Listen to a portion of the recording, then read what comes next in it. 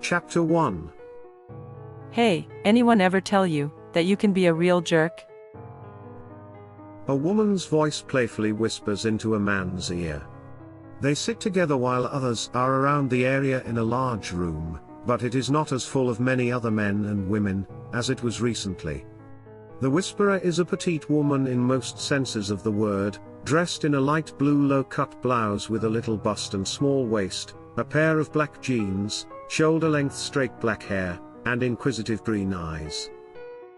The room is a musty-aired, yet still fairly large meeting place, an old dance studio, hardly ever used as such, but a good place for a meeting of this group of men and women, being what they are, and making this a less than random meeting.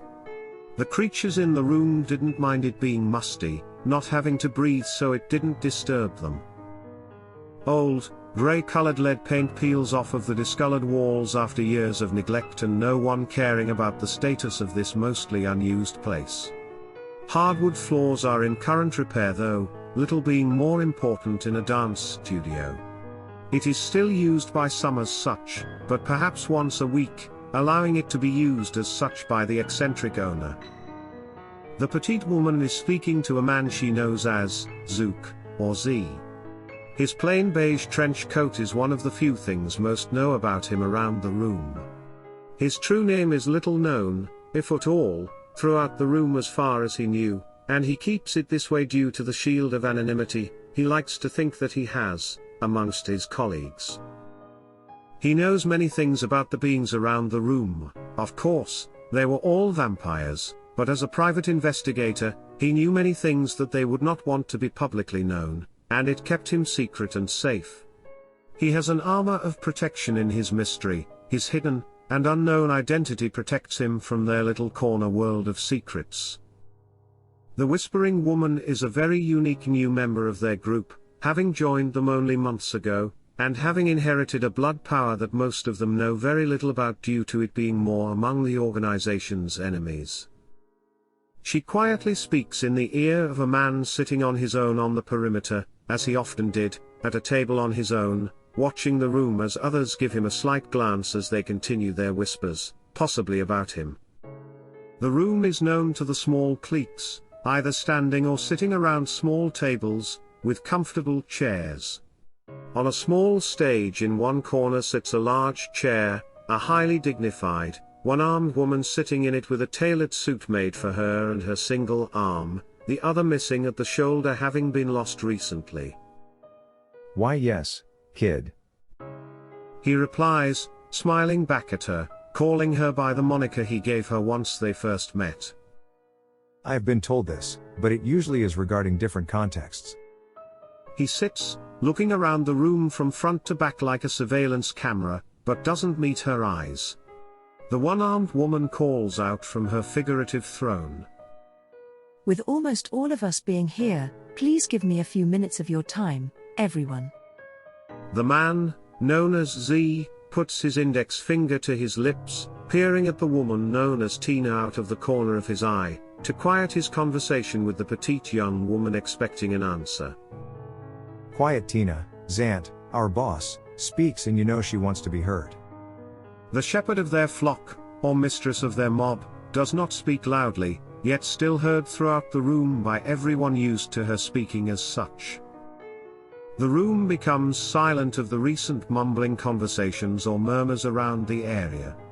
The acoustics in the room allow for such type of speech, and she enjoys not having to speak so loudly to reach everyone. It is one of the reasons they enjoy using the space, having purchased it years ago, still allowing dancers to practice on the hardwood floors, but these overnight meetings are private.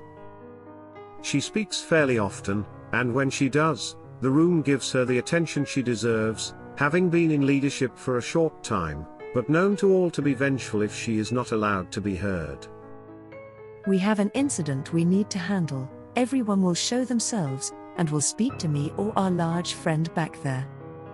She says this, everyone in the room feels a wash of praise and respect for the woman for some mystical reason as their attention does not waver.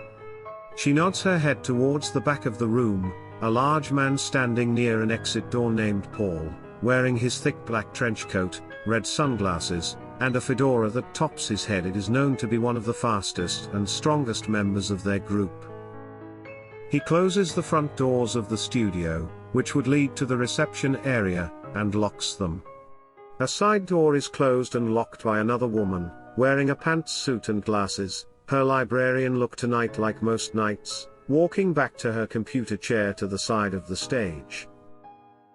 A woman has been killed with 2 bite marks on her thighs, and her body was found by the police in the city. It was in a tub, and blood was not everywhere, which is not too suspicious, but we need to figure this out or it will draw attention from the wrong people.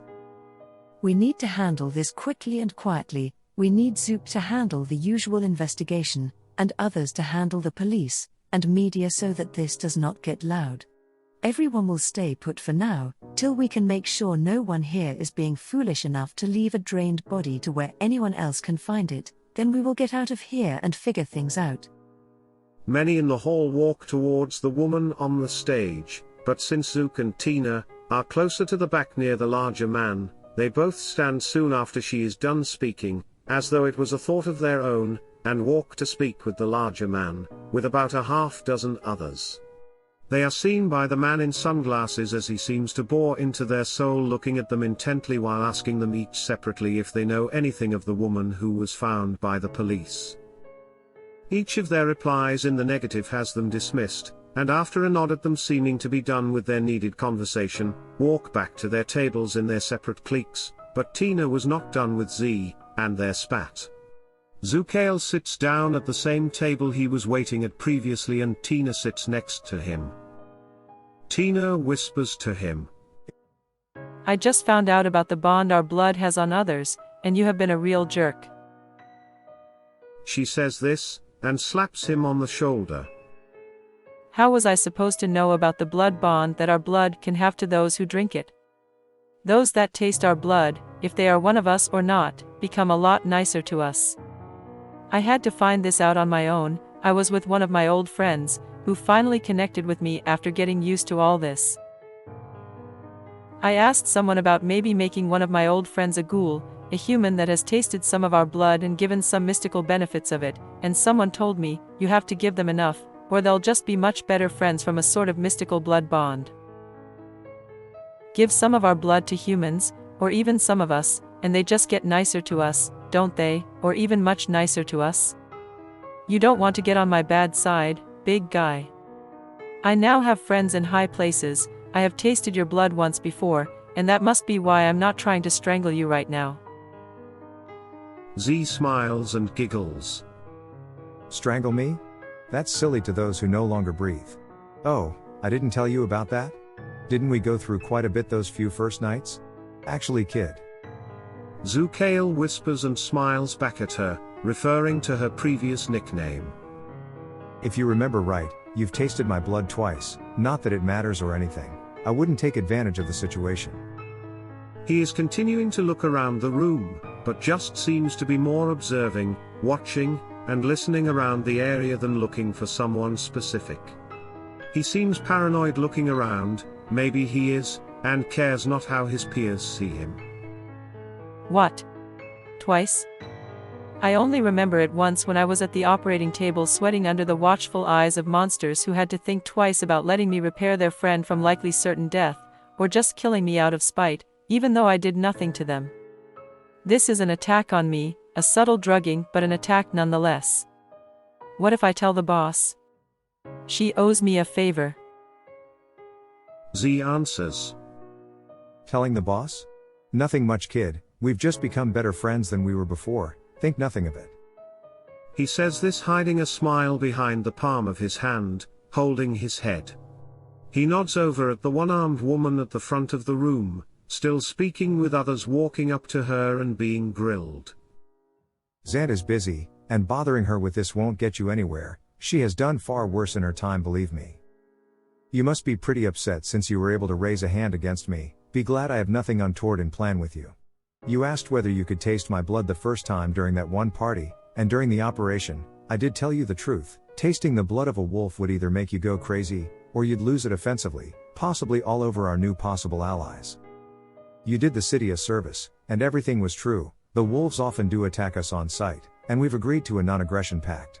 If you saw them in the attack saving you and their friend, you'd be happy you won't see any of them following you down the street and sneaking up on you. They sometimes do come into the city to hang around, and they have this thing against us, I'm still not sure what. Tina also asks, What sort of effect will this have on me if I taste your blood again? How long do I have till this effect you did to me goes away? Zook replies, Tina, do not worry your pretty little head over this, I won't offer my blood to you again, and the effect only lasts a year, you'll be fine, and it will just help us get to know each other more than we already do. Tina gasps. A year? This effect lasts a whole year? Her voice begins to rise in pitch and volume.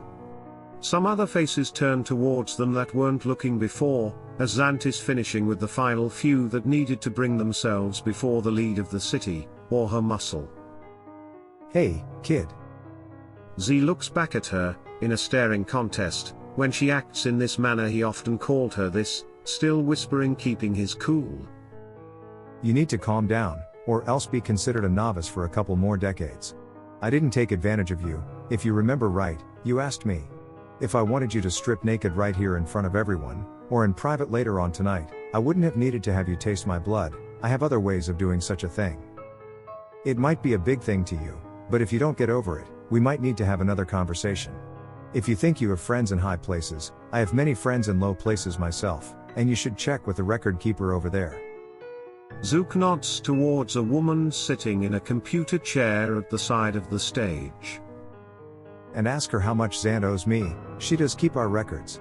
Her name is Rachel, she's a delight. We deal in favors, don't forget this. You are a vampire woman, act more dignified. Tina scoffs and walks away from one of her few friends in the room, being upset with him as usual, which seems to be a bit of a theme for them. She walks towards another group that is known as more of the loners or misfits, perhaps she has gotten a few friends recently. Zant seemed to have finished up with the people she was speaking with, then calls for everyone to be silent once again. It seems like we do not have the culprit among us that has been sloppy enough to allow a body to be found of an unknown woman, with telltale vampiric marks on her thighs, so everyone get to work. Those who can coordinate with each other so that we can get this handled, Zook get with the detective in charge and find out what has happened, perhaps prevent more of this situation from coming to light.